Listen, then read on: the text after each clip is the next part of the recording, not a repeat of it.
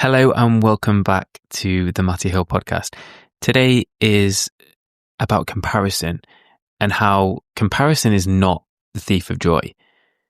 So comparison is the thief of joy is a popular saying, but recently I've changed my mind and my standpoint on it. I actually don't agree that it is. And I mean, I definitely used to, and I'd hear it and I'd think, comparison makes you miserable and we should try not to compare. But I see it slightly differently now. And I'll be honest, I've always been a person who's compared themselves, not just in general life, but in business and physically. I'd look at other coaches or people online who were doing well, and my brain would go straight to, well, it's not going to happen for me. I won't make it, or I'm so far behind. And I've felt the same actually in jiu-jitsu. Sometimes I'll catch myself looking at other people who are either better than me or are progressing, in my mind, faster than I am. And, if I'm not careful, that comparison often turns into a bit of guilt, shame, and that feeling of, well, what's the point? What's the point in carrying on? And that is when comparison is horrible and feels horrible. But I've come to realize that I don't actually think that comparison itself is a problem. I think the problem is where that comparison is coming from and what that turns into in your head. I mentioned that in business, comparison hit me hard, and it hit me hardest in two different areas. The first was financially, and the second was in terms of how other coaches looked, not necessarily just physically, but also how they put themselves across online. I'd see someone talking about a big income month or bringing loads of clients on board, and I'd instantly think that I was doing something wrong, or I was failing, or I'd never do that, or I was miles behind. And then on top of that, I'd then compare how I looked physically, and it wouldn't necessarily even be with the same person, but I'd see one person who's doing really well financially, and then another one who just was in incredible shape. And you see shredded coaches or people who look insane in the gym, and suddenly I'd be there questioning myself, like, shouldn't I look like that? Like, do people even take me seriously because I don't look like that person? And the annoying thing is, nothing actually changed in my life in that moment. I didn't suddenly become worse at coaching or lose clients or look different. The only thing that changed was the story in my head. Like, when comparison hit, it didn't just stay as one thought. It would turn into this almost weird double hit.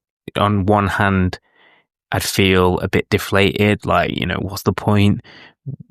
Is it even worth bothering? And then on the other hand, I'd try and work harder. I'd go into a bit of almost panic mode, if you like. I'd scramble, I'd overthink everything. I'd start questioning my decisions and thinking I needed to change everything overnight. It wasn't calm or focused. It was fear, and it was a belief and an idea that I wasn't enough. And when you're trying to build anything from that place, be it in business, your self-confidence, physically, whatever it might be, even if you make progress, it doesn't land. It doesn't feel like a win because the story you're telling yourself is one of not being good enough or being behind. And for me, that comparison created restlessness. My mind would go a million miles an hour. I wouldn't be able to switch off. I felt like I'd had to resolve or fix something before I could relax. It would affect me in particular at night. That classic case of doom scrolling before bed, then seeing something and then telling the story of, right, this is what's happening, and this is then what I feel about myself. And I felt that I would need to try and resolve it, try and fix it before I could switch off in order to go to sleep. And it wasn't something that was productive. It was just me trying to outrun this feeling that I wasn't good enough, and that's never going to happen. You're never going to be able to outrun that feeling unless you change the feeling. And like I said at the beginning, for a long time I used to preach comparison is the thief of joy. I'd say it to clients, I'd say it on social media, and it was just repeated as if it was a fact. And I'd say that to people, but then at the same time, I would constantly be comparing myself to other people. And it left me feeling quite a lot of shame, quite a lot of guilt. Shame that I wasn't where the people I was comparing myself to was. Guilt that I wasn't doing enough to be at their level and that I wasn't further enough ahead. And then I realized that I was basically turning other people's progress into proof that I was failing. And their success became a reminder to me that I wasn't good enough or I wasn't doing enough. And it wasn't even about them. It was about the way I was talking to myself. So it wasn't comparison that was the problem. It was the meaning that I'd attached to it. It was the story that I was telling myself about this comparison. And the truth is, we are all going to compare. It's built in us. It's part of being human. You compare without even thinking.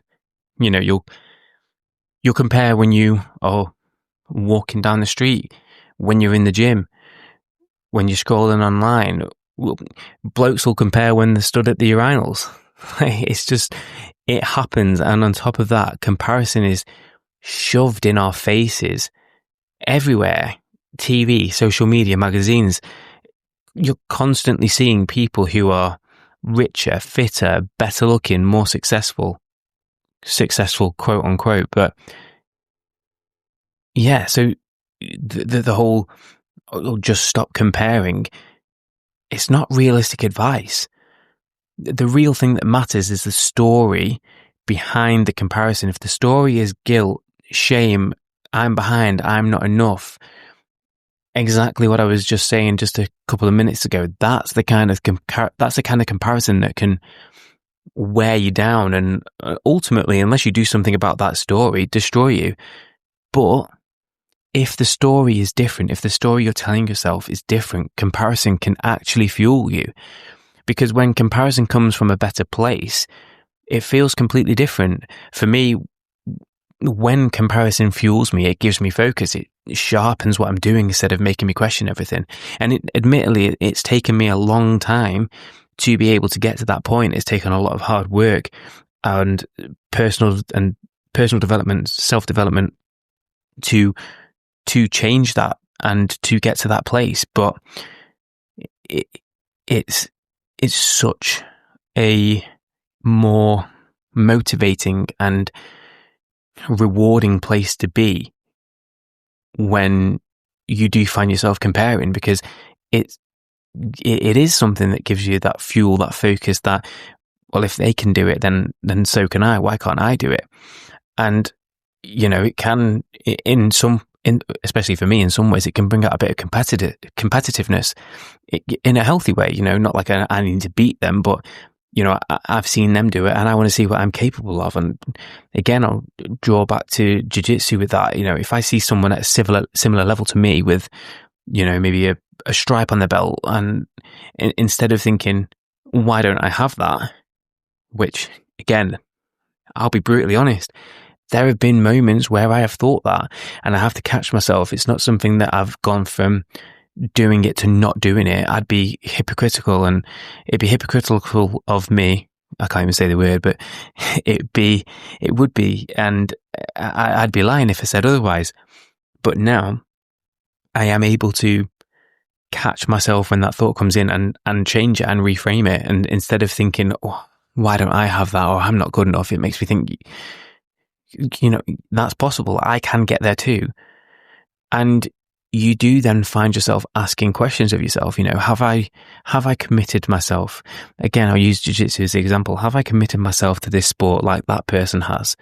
And again, when that comes from a genuine curiosity, a genuine questioning.